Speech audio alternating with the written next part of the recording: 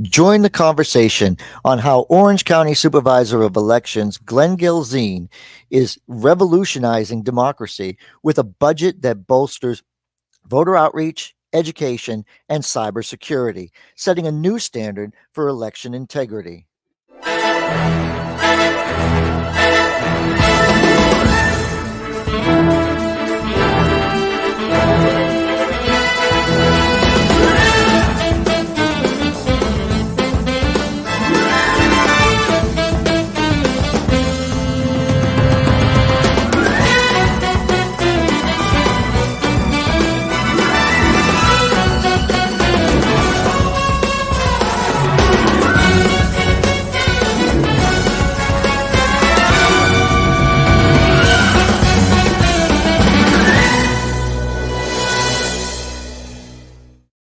Can never get enough of that. You can't make this Oh shit yeah. up. Welcome to another episode. Your host, David Washington, Joel Hawksley, and we are here to discuss something that is really, truly getting like I'm getting goosebumps whenever I hear different things that are coming out of the supervisor's office in Orange County. So, in a groundbreaking move, Orange County Supervisor of Elections Glen Gilzean he's unveils a budget that prioritizes voter outreach, education, and cybersecurity with a focus on protecting election integrity.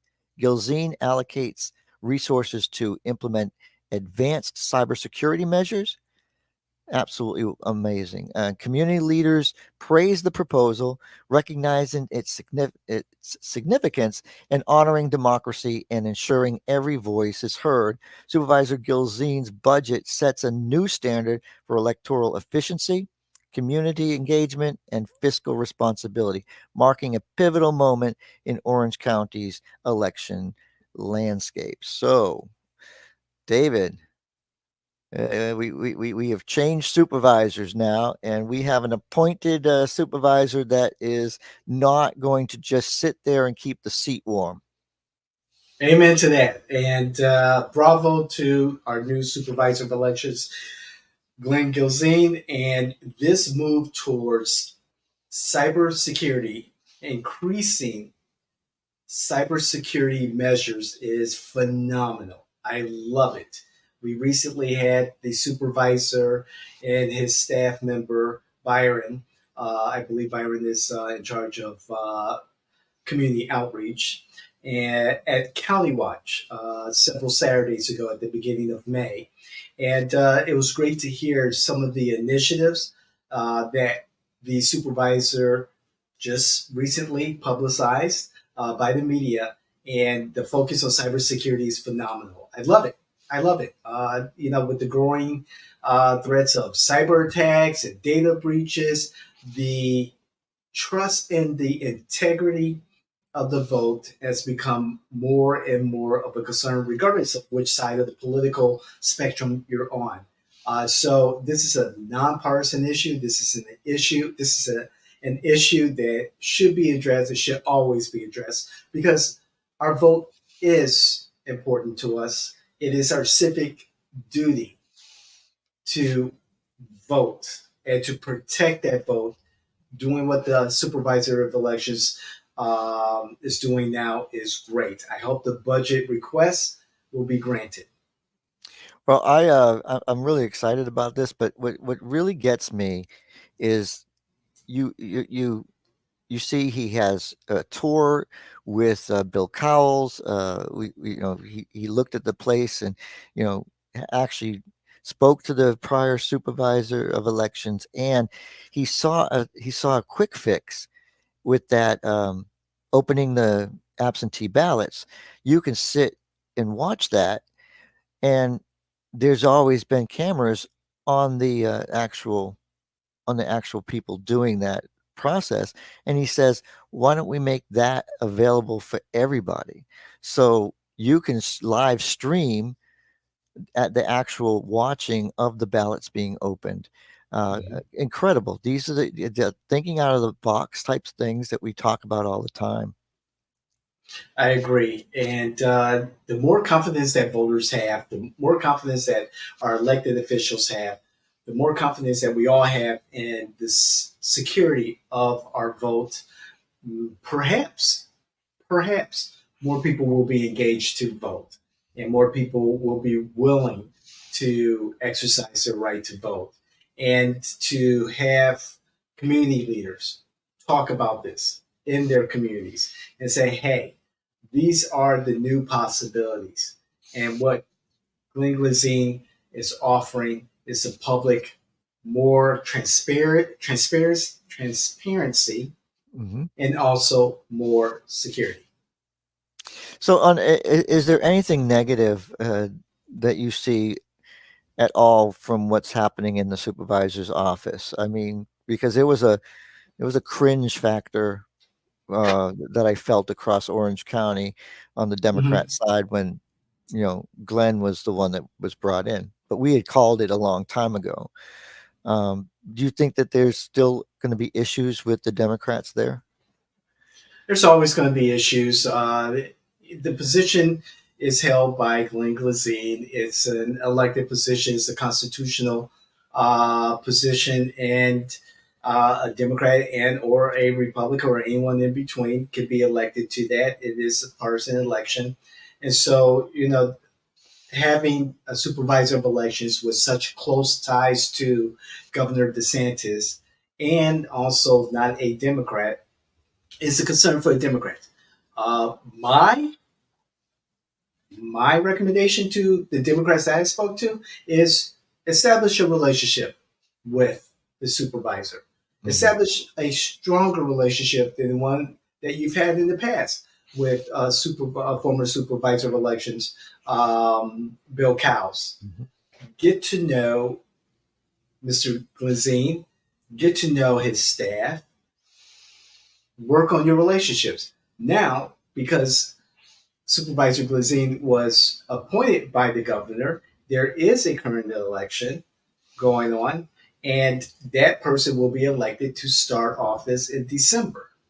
So this could be temporary. However, qualifying for supervisor of elections election, it's not over until June 14th. So Hmm. there is some time as of this recording. Yeah. Do you think that there'll be have you been watching the fundraising on the Democrat side to see if there's going to be people that won't qualify?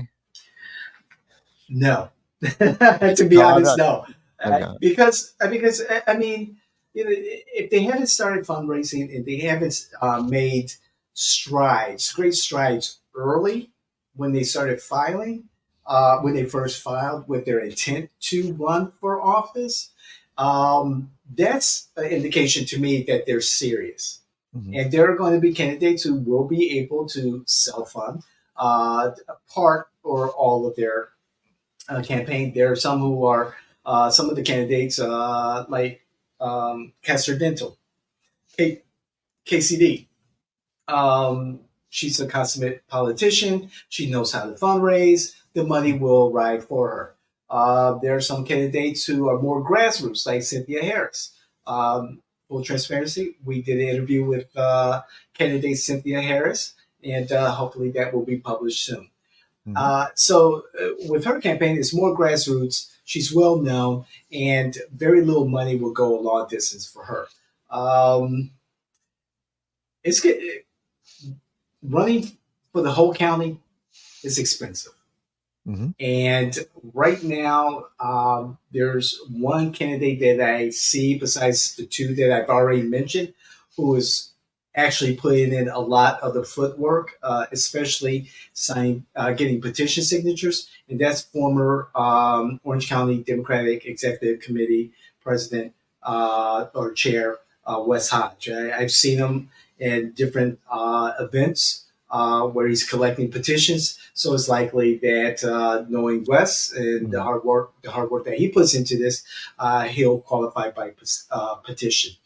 But again, I still think that this is an open race, and this gives the current supervisor of elections until June, the middle of June, to file his intent to run to keep the seat as an elected instead of an Hmm. appointed official. Now, David, you mentioned the petition process to get on to the ballot, and that comes to a close prior to that deadline, correct? That's correct. It's approximately a month before qualifying officially closes. So if the qualifying period officially closed June 14th, applying or qualifying by petition closed earlier this week. We're in the week of May 17th, so several days ago. To qualify by petitions, you need your petitions in by the 14th, if I remember correctly, 13th or the 14th of Now, May. now because we want to be let people know um, that this process. What do you feel like petition gatherers? Do you feel they have a better um, does it reflect better on them than those that pay, or is it just, you know, a feather in the cap, you know? So I'll answer that question twofold. One, from the perspective as a campaign consultant, the other from the perspective as a regular Joe, a Mhm. regular David out there on the street, a voter Okay. here in Central Florida. From the perspective of a voter, this one's easy. They're not watching. They don't care whether you qualify by, swimming the English Channel or by petition or paying the fee. Mhm. They're not paying attention to that. By the sheer fact that your name is going to be on the ballot, most voters presume that you're qualified to run for that position. Again, it's up to the voters to do your own damn research. Mhm. So that's from the perspective of the voter. From the perspective of a campaign consultant, if if you start early enough and have an organized plan, gathering petition signatures is ideal. Not only if you do this correctly, yes, correctly, there's a wrong way, there's a Mhm. fucked up way, and then there's the right way of collecting petition signatures. If you do this correctly, you're identifying who your potential voters are for that particular election that you're facing, that you're going to be in, whether it's the primary, which likely is the primary, and not the general. You're identifying who is likely to vote in that election, and you're targeting those voters by going to their front door, their driveways, their front yards, their communities, and getting your first touch in by asking for their petition signature. Yeah, and it doesn't mean that they're going to vote for you, but it does mean that they were willing to be invested in the election, so they're most likely going to be a voter. Um, that's a great. I'm glad that you share that. I don't think a lot of people realize you should get in early if you're Mm-hmm. planning on getting in by petition. And petition gathering is a relationship building. It's just like you can't win these elections without knocking on doors. If you think you can, I'm going to guarantee you somebody out there knocking doors is going to knock you out because it doesn't matter how much money you spend. If those doors are knocked, somebody gets to meet you, gets to meet one of your workers, and gives the phone number out. You are golden. That's what people want. They'll say, "Oh, I don't want soliciting. I don't want this. I don't want that." If you meet the voter where they're at, they will love you for it. And that's all I can say. So thank you very much, David, for this great conversation. Um, I know that you usually have some closing words, um, Yes. and if you want to share them, or I can share them Yes. because you have them already here. So It's a little bit of a prediction. We did predict that then I guess he was chairman of the the Central Florida Tourism District, formerly known as the Reedy Creek Tourism Board, that governed Disney. Uh, we did predict that he would become the supervisor of elections. Mhm. I think we're looking at, if not our next supervisor of elections here in Orange County, we may be looking at the next mayor of Orange County. You heard it here. Like, share, subscribe. Get in Glenn's ear if he doesn't, if you haven't already, because I have. I want him to run. But listen, Yes, he is. I think that he's got a great answer for that too if you ask him. So please like, share, and you can't make this shit up. See you the next time.